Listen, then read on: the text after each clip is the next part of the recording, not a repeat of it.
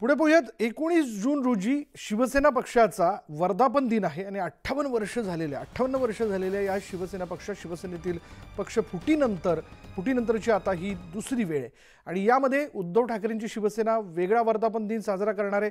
दुसरीकडे एकनाथ शिंदेंची शिवसेना हा आपला वेगळा वर्धापन दिन साजरा करते।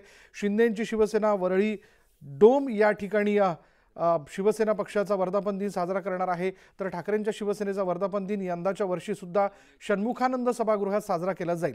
दोन्ही पक्षाकडून मोठं शक्ती प्रदर्शन केलं जाणार आहे। युवा सेनेच्या वतीने विभाग क्रमांक 9 युवा सेनेच्या वतीने त्यामुळे एकाच वेळी आपण बघतोय दोन वर्धापन दिन, म्हणजे एक शिंदे गटाचा आणि दुसरा उभाटा गटाचा। एक वर्धापन दिन जो आहे तो वरळीतल्या एका कार्यक्रम स्थळावरती पार पडतोय, डोममध्ये पार पडतोय।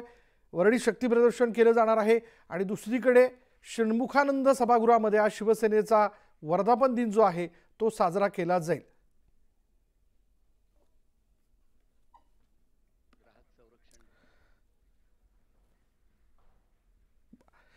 याच विषयी आपण बोलणार आहोत। आमचे प्रतिनिधी तुषार रुपणवर आपल्या बरोबर आहेत। तुषार, आता एक क्षणाला षण्मुखानंद सभागृहाच्या बाहेर आहेत। तुषार, वर्धापन दिनाच्या अनुषंगाने कशा पद्धतीने तयारी करण्यात आलेली आहे? मोठ्या संख्येने, म्हणजे आता लोकसभेतला एकूण हाताशी आलेला विजय लक्षात घेता कशा प्रकारे शिवसैनिक तिथे येणार आहेत, काही माहिती कळू शकली का? विशाल, आपण जर पाहिलं असेल तर लोकसभा निवडणुकीनंतर आपल्याला दोन्ही शिवसेना पक्षाचे आपल्याला वर्धापन दिन आपल्याला बंदिस्त पाहायला मिळणार आहेत, कारण की मुंबईमध्ये सध्या मुसळधार पावसाला सुरुवात झालेली आहे। मात्र मुंबईमध्ये शिवसेना ठाकरे पक्षाला जे घवघवीत यश लोकसभा निवडणुकीमध्ये मिळालं, त्यावरून आजचा पहिल्यांदाच हा आपल्याला पदाधिकारी मेळावा या ठिकाणी भरवण्यात आलेला आहे। स्वतः उद्धव ठाकरे सर्वांना आपल्याला संबोधित करताना पाहायला मिळतील। येणाऱ्या काळामध्ये मुंबई महानगरपालिका निवडणूक असेल किंवा विधानसभा निवडणूक असेल, त्यासाठी मुंबईचा सर्वात महत्त्वपूर्ण वाटा असतो। अर्थात मुंबईतून 36 आमदार हे विधानसभेमध्ये जात असतात आणि मुंबई हा शिवसेनेसाठी गेल्या अनेक वर्षांपासून हा बालेकिल्ला म्हणून ओळखला जातो। त्यामुळे लोकसभा निवडणुकीमध्ये उद्धव ठाकरेंनी अतिशय कठोर मेहनत परिश्रम घेतला होता आणि आपल्याला 6 पैकी 4 जागा जिंकत आपला स्ट्राईक रेट आपल्याला उंचीवर नेल्याचं पाहायला मिळत होतं। मात्र दुसरीकडे आपल्याला एकनाथ शिंदेंच्या शिवसेनेचा देखील वर्धमान मेळावा आपल्याला वरळीच्या डोममध्ये पाहायला मिळतोय। मात्र सध्या मी षण्मुखानंद या परिसरातले तुम्हाला दृश्य दाखवतोय, ज्या ठिकाणी ठाकरेंचा वर्धापन सोहळा पार पडणार आहे। या ठिकाणी मोठी पोस्टरबाजी करण्यात आलेली आहे की धगधगती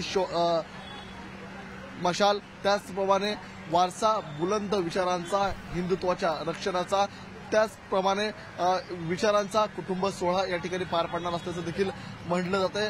आज नेमकं उद्धव ठाकरे कोणावर निशाणा साधतात याकडे सर्वांचं लक्ष लागलेलं आहे, कारण की लोकसभा निवडणुकीमध्ये मिळालेला जो घवघवीत यश आहे त्यानंतर फक्त उद्धव ठाकरेंची पत्रकार परिषद पाहायला मिळाली।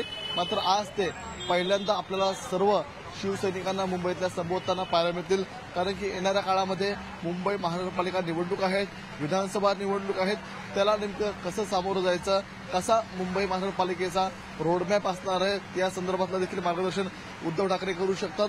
षण्मुखानंद कार्यालयामध्ये हा उद्धव ठाकरे यांचा आपल्याला जो वर्धापन दिन आहे तो आपल्याला पार पाडताना पाहायला मिळणार आहे। मात्र दुसरीकडे वरळीच्या डोममध्ये देखील आपल्याला एकनाथ शिंदेंच्या शिवसेनेचा वर्धापन दिन सोहळा पार पाडताना पाहायला मिळणार आहेत। मात्र हे दोन्ही कार्यक्रम सुरू होण्यापूर्वीच आपल्याला दोन्ही पक्षातले नेते एकमेकांवरती दावे प्रतिदावे, वार प्रतिवार करताना पाहायला मिळतात।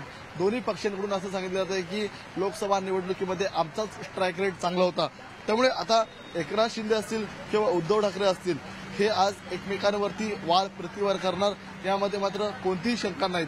मात्र कार्यकर्त्यांना संबोधित करत असताना पुढचा या दोन्ही पक्षांचा रोडमॅप कसा असणार आहे याकडे देखील सर्वांचं लक्ष लागलेलं आहे। विशाल, धन्यवाद।